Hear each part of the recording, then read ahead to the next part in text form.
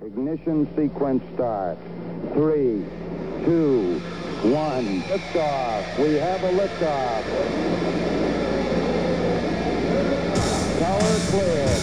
We got a roll program.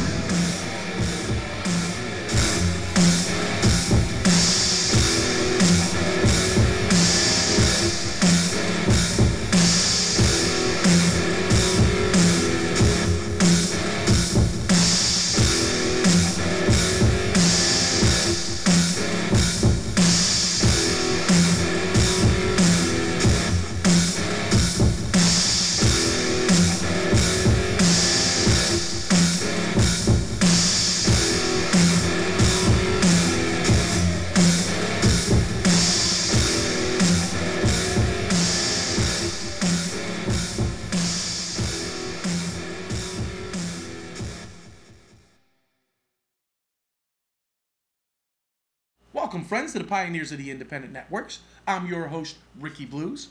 This is your co-host, Tim Walker. Good to be back again. It absolutely is. We've got our traveling shoes on. We're making headway. We really are. We're covering a lot of miles. So, friends, join us again this week as we continue our look at the birth of the Indies. And for those of you who've joined us in the past, you know that we bring you all the personalities, the matches, the feuds, the promotions that populated the Mid-Atlantic independent wrestling scene from the 1980s to today. And on this journey, we're exposing some of that good history. So now let's drill down to the focus on the Mid-Atlantic. Okay. And we'll start with Delaware. I like starting with Delaware. It'd be very, very simple, very easy. That comes down to one organization at that time period that was in existence. That was the East Coast Wrestling Alliance, ECWA, which was owned by Jim Kettner. Now, unofficially, it's said that Kettner's ran that organization since 1967. I can tell you in the 80s it was there, but I don't have anything other than his word to say that 1967 was their initial jump-off point. In my dealings with Jim in the past, he talked about ECWA being a traveling carny show during the carnival circuit, and then him landing in Delaware and developing that. So ECWA did develop into a professional organization in the early 90s, but at first it was semi-pro. I really remember them from the 90s more than anything else. Right. With the Cheetah Master and Glenn Osborne. Exactly. Being two of the big stars. And then later, Reckless Youth and Ace Darling and Devon Storm would come along. The home of the Super 8. I mean, really, that's their earmark. That would be their legacy, if you will. It would be. Yeah, I think that's the thing that they're probably best known for is that Super 8 tournament. Yes. And Tim, our next stop would be New Jersey. Now, when I think of New Jersey, I think of the early 1980s, 1983, and Pretty Boy Larry Sharp and Buddy Rogers opening up the Monster Factory. That's the training grounds that a lot of people made their inlines into the professional scene through. Bam Bam Bigelow, right off the top of the list. A lot of guys and girls developed through there. When I think of the Monster Factory, I thank them for my training, but I also think of Larry's organization that he partnered with the Monster Factory. So he developed them in the Monster Factory, trained them, and then gave them their outlet to perform, which was the World Wrestling Alliance. And there was a lot of great cards in Clemington, at the Clemington Coliseum, and all throughout New Jersey. What a great building that was. It was an old mall, which was abandoned. And Larry had the portion that I believe was an old Kmart. Mm-hmm. And it had a very high ceiling. It had cement walls where they painted the Monster Factory logo on it. Larry put in a sound system, and there was a locker room in the back. It was very nice. Very professional. Oh yeah, for a monthly wrestling venue, right, and a wrestling school held in the same venue. Yep. It was very nice. There were offices in there, locker room, Very nice seating area for the fans. Plenty of seating, and they always had several hundred people. Always. And lots of parking, because it used to be a mall. It was well lit outside. And then Larry had a ring truck where he would put a big banner on the ring truck right outside by the road. Yes. So everybody that passed by there on Route 30 would actually get to see, wrestling Saturday nights. Built-in advertisement. It was a built-in great marketing. idea. Yep, Absolutely. Great marketing idea. It didn't cost him a dime. No. Very smart, I thought. Yes. Well, who else was in New Jersey? Because there's another pioneer that developed in New Jersey. Wow. An old friend of mine. It makes me laugh when you mention New Jersey. What a character this guy was. Dennis Carluzzo. Dennis Carluzzo. Dennis pulled together later in his career the NWA New Jersey. Yes, and he was the NWA president at one time. Yes, he was. What a great character. All the stories you could tell, Dennis.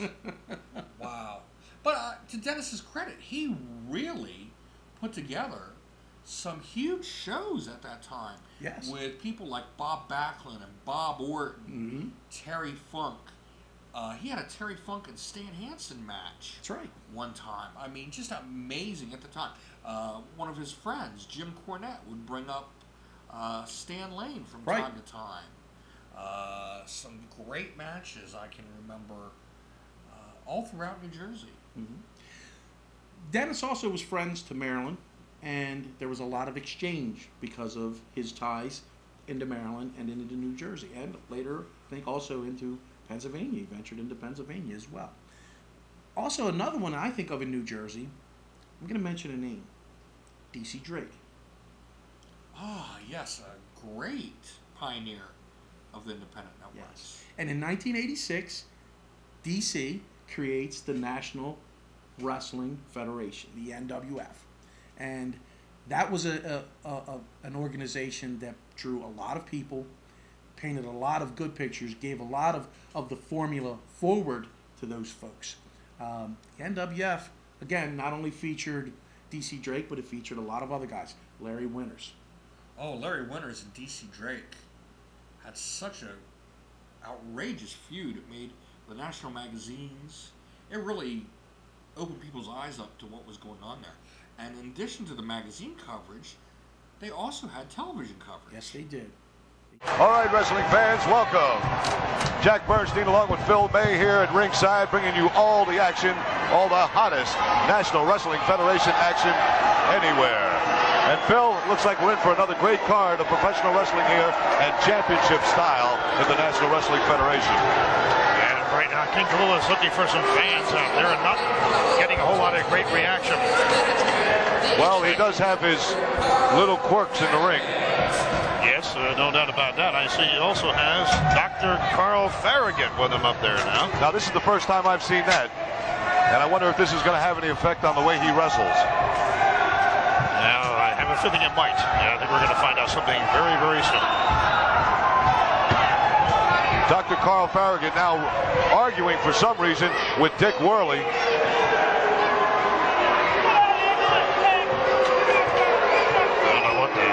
Dick Worley yelling. He wants the bell.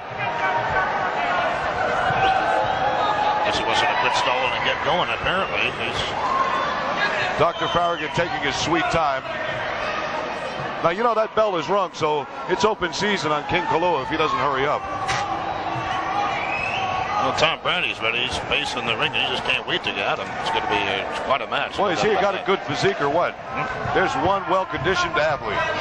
Obviously, he spent a few hours in the gym. I would say so. And it seems like he had instant success, gained a lot of fans almost immediately right here at the National Wrestling Federation today. There's some great wrestling in the National Wrestling Federation, and he's certainly a prime example of it, no doubt about that. Sure. King Kalua now taking his time getting out of his robe. I think he's trying to show his physique as maybe being a little bit better than Tom Brandy's, but doesn't look so from my vantage point. No, I don't think so. But he's got the devious doctor with him, and that could spell trouble. Dr. Carl Farrigan once again arguing with Dick Worley. Tells him to get out of the ring. And he hangs around at ringside. Dr. Carl Farrigan. He is also the manager of Mr. Anthony. You know about him. Yeah, there's another rather unorthodox individual. And he is joining the National Wrestling Federation also. Time to lock up in the middle of the ring now. King Kalua and Tom Brandy. Locked up in the middle of the ring now. Kalua going to work early. Couple of shots. Oh, here comes one from Tom. Another one from Brandy. Another shot from Brandy. Tom Brandy really taking a beating early in the match here. Fans not too happy about it. And the King's not wasting much time. A block by Brandy and a turnaround. Brandy coming in hard. Whips him to the turnbuckle. It's a reversal. Tom Brandy over the top. Waiting for him in the back. Yeah, on drag takedown. King Kalua now whipping him off the ropes. He misses. Tom Brandy. Whoa. A good move. A 2 count. Almost 3, but not quite. King Kalua now. Tom Brandy once again taking him down. Again, back to that same arm. He's working on that arm continually, and that's going to have its toll sooner or later. Just takes all the feeling right out of the arm. Well, the action coming hot and fast. Doesn't get any better than this, ladies and gentlemen. All the hottest action, the best action in the National Wrestling Federation. King Kalua and Tom Brandy locking up in the middle of the ring right now. Tom Brandy from Philadelphia, Pennsylvania, and King Kalua from Hawaii. Tom Brandy going for that shoulder, working on that arm now continually. Tom Brandy, a very good wrestler. Some good moves, quick moves. Knocks Kalua to the mat. Off the ropes once again. Over. Underneath. Oh, look at that move right to the chest. Oh, no. My goodness. Boy, he really nailed him with that foot. That looked like a karate kick to me. Oh, my gosh. That'll change your attitude just a bit. What a move by King Kalua. I'll tell you, Kalua moves very well. He's very proud of himself right now, I'll tell you that. And that might slow Brandy down a bit. Oh, good shot to the chest. Brandy hurting right now. Looks like the match right now has turned its tide in favor. Winding up for a suplex. And there it is. Yeah, that may do it. 1, 2. No, he got kicks out after 2. Carl Farrigan upset on the side of the ring. Complaining he says about there should be a faster count. Yeah, but I think Worley's count is just fine.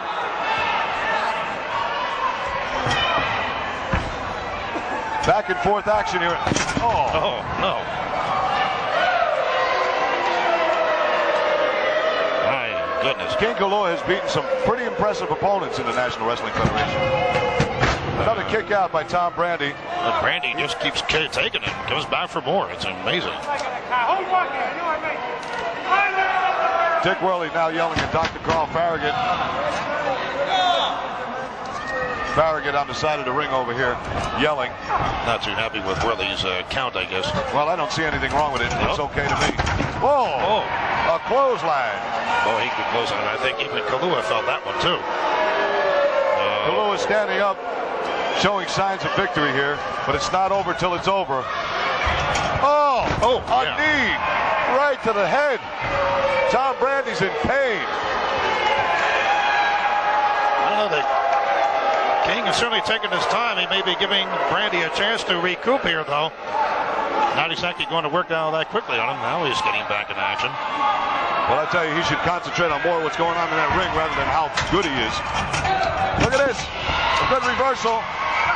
Oh, he missed that one. He was trying for a sunset flip. But Brandy comes off the ring. Here it is. 1, 2. And a 2 count and almost 3. I'm telling you, it can't get any closer than it's getting here. It's quite a match. This is incredible. 2, what it looks like evenly matched individuals. No. Kalua down on his back again after a drop kick by Brandy. Brandy Whips him off the ropes again. He's got a sleeper hold on him. It's a sleeper hold. Carl Farrigan looks like he's going crazy. Farragon's trying to get in the ring, but look at this. That could be doing a Brandy right there. That was terrible. That was the lost there. That's it. I mean, some of these managers, they distract these wrestlers so well that it just backs up everything. And I'll tell you. Speaking of the magazine coverage, which was extremely important at that time, one of the things that helped put them on the market was Bill Apter endorsing them by saying something along the lines that he has seen the future of professional wrestling in the hardcore vein, and here is where it is. And it was that feud between DC Drake and Larry Winters. They had a lot of good talent there, and a lot of good national talent too. Right. I remember Superstar Billy Graham, and Superstar Billy Graham as a babyface wrestling Abdul the Butcher. Wow. Now let's take a look at Pennsylvania. When I think of Pennsylvania, there's a lot of things that come to mind. One of the first things that I'm going to talk about, and I'm just going to give it a little bit of respect, was the Worldwide Wrestling Alliance, which was Dino Santos, which he opened in 1981. Dino still promotes today, but in 1981 he opened the WWWA with then Commissioner, the living legend, Bruno Sammartino. Interesting. Very interesting. Now also when I think about PA, I think about some very early pioneers as well. I think about Mason Dixon wrestling with Bob Miller. Bob Miller giving Ed Zahn his first start. I think about the AWF, which was the Atlantic Wrestling Federation, created by Max Thrasher in 1987-88. And that tied again into Ed Zahn. But it also led to another person. You think down the road in Philadelphia, you think about Tri-State. And I remember Joel Goodhart being the ring announcer on some of those AWF events. Absolutely. And again, Joel took that information with his radio show, helped him parlay into creating Tri-State Wrestling Alliance. Joe did a lot for promoting independent cards throughout this area on his radio show out of Philadelphia. When Joe was a ring announcer for shows in New Jersey and also throughout Pennsylvania, like around York and Hanover, Joe would mention those on his radio show. Absolutely. Give them a lot of publicity. Not only did Joel take that and develop a wrestling organization, but he also had a wrestling school. And I believe he opened that in 1989. I think Larry Winters was one of his very first, if not the first, master trainer at his academy. Larry Winters, and I believe DC Drake also Absolutely played a big role there. And wow, did they ever train a lot of people that we know, like J.T. Smith, the Sandman. The Sandman, absolutely. I believe Jimmy Giannetti had ties there, and that's Glenn Osborne also came through there. A lot of very good people that were prominent in the indie scene. A lot of big names. In addition to developing all that talent, the promotional philosophy for independents changed at that point. And I think Joel was really responsible for the independent supercards. Oh, yes, 100%. They really hadn't been done up until that point. But Joel really dipped into his own pocket and the pockets of his investors and brought in a lot of talent from outside the area. People like Jerry the King Lawler. Yes. Paul Orndorff. Jimmy Valiant. Adrian Street. Abdul the Butcher, the original Sheik. All of these people from outside the area. Eddie Gilbert. Right. Cactus Jack. Show up there. So he was managing a lot at that time. Not only was he managing the wrestling promotion that was developing an international following and incredible talent, but he also had his Ringmasters School, Academy of Professional Wrestling that they were doing. So that model that was talked about earlier, they were fulfilling that and moving it on, but developing it a little bit more. I think the plan was eventually to get television throughout the tri-state area and grow even more, but unfortunately that didn't happen. No, in I think it was 92, it becomes Eastern Championship Wrestling. Todd Gordon comes in takes over. We all know the story from there. A year or so later, same names that we've mentioned, still involved, becomes ECW, Extreme Championship Wrestling, and that's when it takes off with that nationally syndicated show that grew into an incredible phenomenon. All right, Tim, so now let's take a look at Maryland. This has been an interesting geography lesson. This has. We are moving throughout the Mid-Atlantic. We are traveling from state to state, and we're touching on a lot of topics here. And now we're moving into Maryland. And we just want to throw one little thing out there. So this isn't as comprehensive as it could be, because we could be sitting here for hours and hours fleshing this out. We're giving you, in the broadest terms, to give you this the feeling of what was happening. We'd be here for 3 weeks. Oh, yeah, there's no doubt. But on to Maryland. Now, Maryland, we've already talked about the National Wrestling League. Out of Hagerstown, which was Dick Kerkhoff's. But to throw you back just a little bit with that, because that's where I'll start. That's always the elder statesman. And we're talking about 1988, when the NWL developed through Dick Kerkhoff. But I do want to go back to one other thing, and that is two of the main characters there, Neil the Power Superior, who is Neil Kerkhoff, and Doug Stahl. Now, they weren't trained at the NWL. They were trained through the Wild Samoans, Afa and Sika's school in Pennsylvania. And they took that training and parlayed that into working on cards and then having Dick develop the National Wrestling League. And that's 1988, and Neil and Doug ran around for a period of time together, facing each other together in a tag team. I think they were the Satanic Warriors at one point. Later, Doug goes on to become part of the Super Destroyers with AJ Petrucci, ECW Tag Team Champions, and Neil continues his career. I think South Atlantic Pro Heavyweight Champion, moved into other organizations in Maryland, which we'll talk about in just a second, and then developed all throughout the area, even international tours. Guam, Saipan, Marshall Islands, all set up through the National Wrestling Elder Statesman. Dick, also following the model, develops the Superior Professional Wrestling School, where Neil was the main trainer. Later on, turned over to John Rambo and House of Pain Wrestling when those organizations were married. We're talking that's a little bit later in the 90s, but nonetheless part of that history. And we spoke earlier about the Monster Factory. So now we also have to mention that in 1986, after Barry Hardy graduated from the Monster Factory, he brought that talent into Maryland, opened his own school called Beastmakers, and then at that time, they were running an organization that was married to Beastmaker's school that was called the Mid-Atlantic Wrestling Association. And that was the MAWA, and that was held throughout southern portions of Maryland, in the Glen Burnie area, Severn, down through that area. And that also parlayed into us opening the Monster Factory, opening the doors for a lot of people. There was a few other organizations that are very significant in Maryland that are tied to Ed Zahn, who we've mentioned earlier, has come down into Maryland, brought some talent with him. Tell us a little bit about Ed Zahn and how important he was. Well, Ed Zahn, Max Thrasher, Jeff Capo, Julie Blanton, I thought were all very, very important in development of Maryland independence. Right. Probably the first thing that I remember would be the Universal Independent Wrestling Promotion around 1991. Right. Now that grew out of the ASWA, the Atlantic States Wrestling Association, which was the first attempt at it.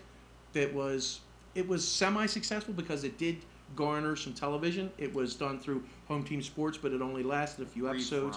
Very brief, but it brought those people together that developed the UIW and then later developed Wrestling Independent Network, WIN, 1992. WIN not only worked the Maryland and Baltimore area, but were very instrumental in putting cards in Pennsylvania and West Virginia. Again, continuing that development through the Mid-Atlantic. Some real big cards. Yes. Boy. I have a lot of memories of that time period. I remember a big card with Bob Backlund and Paul Warndorf. Oh, yeah. And I also remember a big card with the main event of Bam Bam Bigelow and the Honky Tonk Man. Absolutely. I think we talked a little bit about them before. We have. So fans, check out some of our previous episodes on Ed Zahn and on UIW and on WIN, and you will see some of those memories we're speaking of. Great friends of the show. Absolutely. So Tim, let's pull up stakes, move a little bit south, go to Virginia. Now, when I think of Virginia, I think of 1988 and David Lehigh opening the Virginia Wrestling Association. Was the premier wrestling association, housed in Richmond, Virginia, but was all throughout the northern part of Virginia. Brought in talent from Maryland, brought in talent from Pennsylvania, brought in talent from New Jersey, and brought in national talent, mainly from the NWA. That's right. Dave did a great job of continuing to not only develop his organization, but filter talent and storylines throughout. When we talk about storylines, we talk about the Cream Team and the $1 Billion Babies. Another ground that they were at. The Cream Team and the Midnight Express. Cream Team and a couple different variations of the Midnight Express. A very good friend of ours to the show, Rip Sawyer, Dave Casanova as the Cream Team, but another good friend of the show, Jeff Collette. Gentleman Jeff Collette. Absolutely, as part of the Midnight Express, and then later the full Midnight Express, Bobby Eaton, Stan Lane, and Jim Cornette. Yeah. And I remember Nikita Koloff making some stops down there in the VWA. Yeah, and another mainstay for a period of time was Chief Wahoo McDaniel. Oh, yeah. Sam Houston and Baby Doll. Chops. Oh, yes. Lethal Leather Hands. Oh. And a war with Sam Houston and Baby Doll. So a lot of good stuff that came out of it. They ran portions of TV that still exist that we've shown in the past. Very, very good promotion. Again, continuing in that circuit where people were able to move talent from talent when your storyline was done, like Agent Orange, when his storyline was done there with Jimmy Jaguar or Nikki Air Hawks. It showed up in Maryland with Ricky Blues. So a lot of good talent, a lot of ability to move around. Good organization, good memories there. Now I saved Tim West Virginia for the last stop on our tour. Wild and wonderful. Wow, and that's exactly why I saved it for last. Now, for the most part, in the 1980s and early 1990-91, the only promotion that showed up in that area of West Virginia was Doug Stoll's Mid-Eastern Championship Wrestling, MECW. And he ran a bunch of shows in Kaiser, in Martinsburg, and some other places in that Panhandle area. And Doug did a good job with that. He brought a lot of talent in and, again, moved folks around. That was the stomping ground for the Super Destroyers against the Cream Team rollover war that happened from the ECW tag title tournament. So there was a lot of good things that happened there. But wild and wonderful, because for me, those organizations that populated the Mid-Atlantic always used either Pennsylvania or West Virginia as their final resolution place for their big feuds. You're right. That was a big place to go to resolve a big feud. Mm-hmm. If you had a big, bloody feud that was going to come to a real violent end, West Virginia was the place to be. And you know why. Oh, yes. Yes. No commission. No commission. No taxes. So it did lead to a lot of promotions crossing over into West Virginia. The UIW, Dick Karakoff's NWL would run some huge events in West Virginia. The UIW television taping. Yes, the tournament table, yep. Tournament was to determine the first heavyweight champion.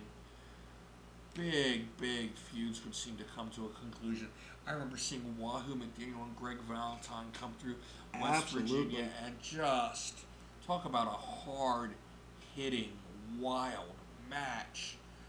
Oh, Greg Valentine's chest, so beat up. But you know, Valentine was not one to take without giving. Oh, no. So you know that was a hard-hitting match right Absolutely. there. A lot of promotions would come through West Virginia because it was unregulated and there were no taxes. Yeah. Whew. Tim, I don't know about you, but I am out of breath. I'm looking for a towel to wipe some of the sweat off my brow. It's getting warm in here. It is, and we have journeyed a long way and given a lot of good information. It's been very interesting, I think. I've learned a lot. We have. I'm hoping that our fans have learned a lot as well. We've covered a lot of ground here. So, friends, join us again next week as we continue our look at the birth of the independents and take that familiar stroll down Concussion Lane.